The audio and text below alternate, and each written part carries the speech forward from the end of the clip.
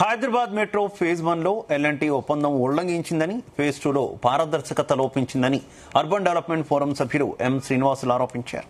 15 లక్షల మంది ప్రయాణికులు ప్రయాణం చేస్తారని అంచనా వేసి నిర్మించిన మెట్రో ప్రాజెక్టులో ప్రస్తుతం 5 లక్షల మంది ప్రయాణిస్తున్నారని విమర్శించారు. 6 కోచ్లకు డిజైన్ చేసిన మెట్రోలో 3 కోచ్లు నడుస్తున్నాయని తెలిపారు. మెట్రో నిర్మాణంలో ఎల్ఎన్టీ అక్రమాలకు పాల్పడినట్లు నివేదికలు ఉన్నాయని ఆరోపించారు. మెట్రో విస్తరణ ప్రణాళికపై ప్రజలకు పూర్తి సమాచారం ఇవ్వాలని డిమాండ్ చేస్తున్న అర్బన్ డెవలప్మెంట్ సభ్యులు ఎం శ్రీనివాస్తో మా ప్రతినిధి Venugopal face to face. Hyderabad metro phase 1 ఇప్పటికే నడుస్తోంది. ఇక ఫేజ్ 2 స్టార్ట్ చేసేందుకు ప్రభుత్వం రెడీ అవుతున్నటువంటి పరిస్థితి ఉంది. ఈ నేపథ్యంలో సిటిజన్ ఫోరమ్స్ కొన్ని ఏదైతే ఫేజ్ 1లో కొన్ని ఉన్నటువంటి సమస్యలను పరిష్కరించకుండానే సిటిజన్ ఫోరమ్స్ ఇటు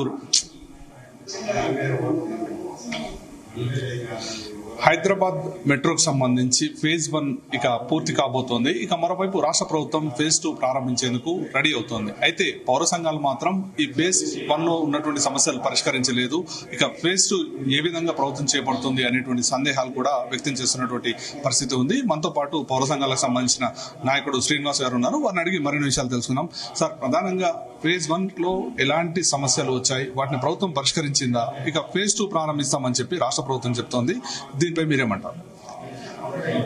ఫేజ్ 2ని ఇప్పుడు ప్రభుత్వం ప్రారంభించే ముందు ఫేజ్ 1లో వచ్చినటువంటి సమస్యలకు సంబంధించింది ఎంతమంది ప్రయాణిస్తారు ఫేజ్ 1లో అన్నప్పుడు 15 లక్షల మంది అన్నారు. 4.5 లక్షలు దాటట్లేదు. ఎందుకని 4.5 లక్షల మించి ప్రయాణికులు వెళ్ళలేకపోయారు అంటే టికెట్ రేట్లు ఎక్కువ ఉన్నాయా? వాస్తవంగా టికెట్ రేటు 19 రూపాయలు మ్యాక్సిమం టికెట్ అన్నారు మెట్రో రైల్ స్టార్టింగ్ లో, ఒప్పందంలో రాసుకున్నారు. కానీ ఇప్పుడు అది 90 రూపాయలకు పెంచుకుంటూ పోయారు. రెండోది, ఎల్ఎన్టీ సంస్థ 3 కోచ్లతోటి రైలు నడుపుతుంది. 6 కోచ్లకు డిజైన్ చేసి 3 కోచ్లతో ఎందుకు నడుపుతుంది?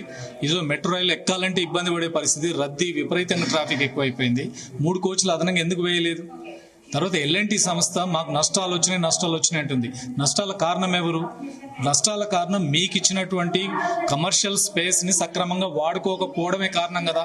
18 మిలియన్ ఎస్ఎఫ్టీని మేము కమర్షియల్ గా వాడుకొని రియల్ ఎస్టేట్ పద్ధతులు ఇది నడుపుతామన్నారు. ఇప్పుడు మీరు 2 మిలియన్ ఎస్ఎఫ్టీని కూడా సక్రమంగా వాడుకోలేదు. దానివల్ల నష్టాలు వచ్చినాయి.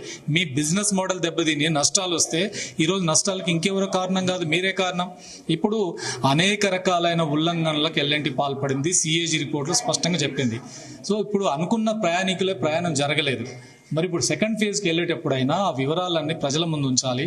డీటెయిల్ ప్రాజెక్ట్ రిపోర్ట్ ప్రజల ముందు ఉంచాలి. ఎంతమంది ప్రయాణానికి అవకాశం ఉంటుంది, దీనివల్ల ఎంత ఖర్చు పెట్టబోతున్నాం, నిజంగా ప్రయోజనకరంగా ఉంటుందా లేదా, ఏ రూట్ సరిగ్గా ఉంటుంది, ఈ విషయాలు ఈ డిపిఆర్స్ ఎక్కడ బయట పెట్టట్లేదు. ఇప్పుడు ఎయిర్పోర్ట్ నుంచి ఫ్యూచర్ సిటీకి కారిడార్ అంటున్నారు. అసలు ఫ్యూచర్ సిటీ అనే లేదు, అక్కడికి కారిడార్ ఏంటి? ఇప్పుడే దానికి ఎంత డబ్బులు ఖర్చు పెట్టబోతున్నారు?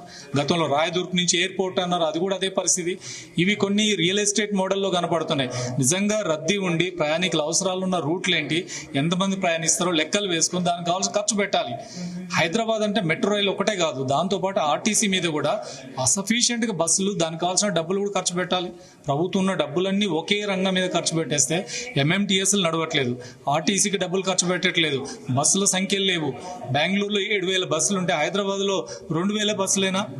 ఇంత దారుణంగా ఉంటాయా? సామాన్య పేదలు ప్రయాణించే బస్సులకు మాత్రం డబ్బులు ఇవ్వరు. ఎల్ఎన్టీకి మాత్రం 1,000 కోట్లు ఇవ్వడానికి రెడీ అవుతారు.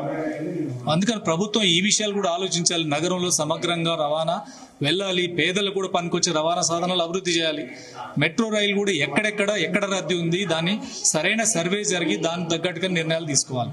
ముఖ్యంగా ఫేజ్ 1 సంబంధించి 13,000 కోట్లు ఖర్చు చేస్తే కేవలం 5 లక్షల మంది తిరుగుతున్నారు.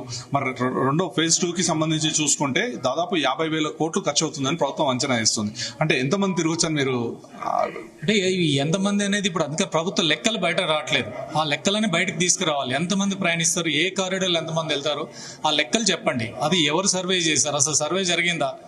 ఆ సర్వేనే జరిగినట్టు కనపడలేదు. ప్రభుత్వం ఏదో కొన్ని రూట్లు నిర్ణయించుకొని దాన్ని వెళ్ళిపోతున్నారు. కానీ ఆ సర్వే కూడా జరగాలి. ఎంతమంది ప్రయాణిస్తారో లెక్కలు వేయాలి. దాని తగ్గ ఫలితం వస్తుందో రావట్లేదు కూడా చూసుకోవాలి. అందుకని అనేక డిమాండ్లు వస్తున్నాయి, మా రూట్లో కావాలి, మా రూట్లో. అందుకని ప్రభుత్వం అట్లాంటి సర్వే చేయాలి. రద్దీ ఉండే ప్రాంతాలు ఇప్పుడు ఏ సర్వే ఆధారంగా మీరు ఎయిర్పోర్ట్ నుంచి ఫ్యూచర్ సిటీకి మెట్రో రైలు వేస్తానని చెప్తున్నారు? అక్కడ ఎక్కడ ప్రయాణం జరుగుతుంది? ఇప్పటికిప్పుడు రద్దీ ఉన్న ప్రాంతాలు అనేకమైనవి ఉన్నాయి. వాటిని వదిలేసి ఈ రూట్ ఎందుకు పెట్టుకున్నారు? సో వీటికి సమాధానం చెప్పాలి. అందుకని ఈ డిపిఆర్ బయటకు వస్తే అందులో అనేక వివరాలు ఉంటాయి. ఈ 7 కారిడార్లకు సంబంధించిన డిపిఆర్లను బయట పెట్టండి. పారదర్శకంగా ముందుంటే ప్రజలు కూడా ఆ రకంగా సహకరిస్తారు. ప్రజల నుంచి వచ్చే ప్రశ్నలకు సమాధానం ప్రభుత్వం చెప్పాలి.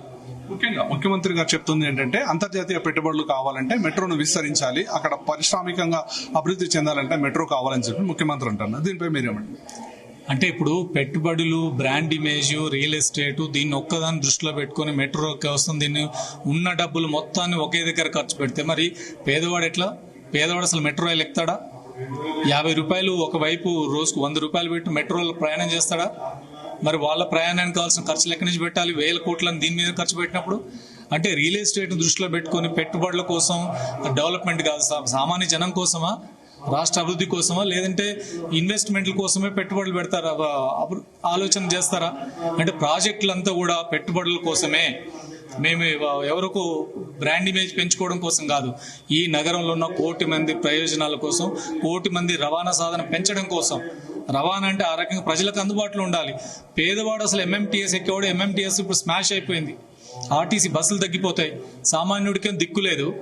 పెట్టుబడుల కోసం మేము వేల కోట్లు ఖర్చు పెడతామంటే ఇది ఏ రకమైన డెవలప్మెంట్ మోడల్? ఇది పీపుల్ ఓరియంటెడ్ కాదు. మీరు ప్రజాపాలన అంటున్నారు. ప్రజాపాలన ప్రజలను ఉద్దేశించి కదా మీరు చేయాల్సింది. అంటే ముఖ్యంగా ఆల్టర్నేట్ గా మెట్రో కాకుండా ఇంకా ఎలాంటి మార్గాలు అయితే బాగుంటుందని ప్రయాణం కోసం? మెట్రో కూడా ఎక్కడైతే రియల్ గా రద్దీ ఉందో, ఎక్కడైతే అవసరం ఉందో ఆ ప్రాంతాల్లో టేకప్ చేయొచ్చు. కానీ గత అనుభవాలను కూడా దృష్టిలో పెట్టుకుని నిర్ణయాలు తీసుకోవాలి అనేది మేము చెప్పదలుచుకుంది. రెండోది, సిటీలో ఆర్టీసీ బస్సులు బాగా తగ్గిపోయినాయి, అనేక రూట్లో అసలు బస్సులు లేవు. దాంతో విపరీతంగా ప్రైవేట్ వాహనాలు ఎక్కువైపోతున్నాయి, ట్రాఫిక్ జామ్లు అయిపోతున్నాయి. కాబట్టి అట్లాంటి ఆర్టీసీ బస్సుల సంఖ్య కనీసం హైదరాబాద్లో 10,000 బస్సులు ఉంటే తప్ప హైదరాబాద్లో ట్రాఫిక్ సమస్య తగ్గుతుంది, సామాన్యుడికి బస్సులు అందుబాటులో ఉంటాయి. ఇప్పుడు మహాలక్ష్మి స్కీమ్ పెట్టిన తర్వాత బస్సులో అడుగుపెట్టే పరిస్థితి లేదు, బస్సులు పెంచమంటే పెంచరు. మరి ఎట్లా పేదవాడు ఎట్లా ప్రయాణం చేస్తాడు, సామాన్యుడు ఎట్లా ప్రయాణం చేస్తారు? ఎంఎంటీఎస్ పూర్తిగా దెబ్బతినిపోయింది.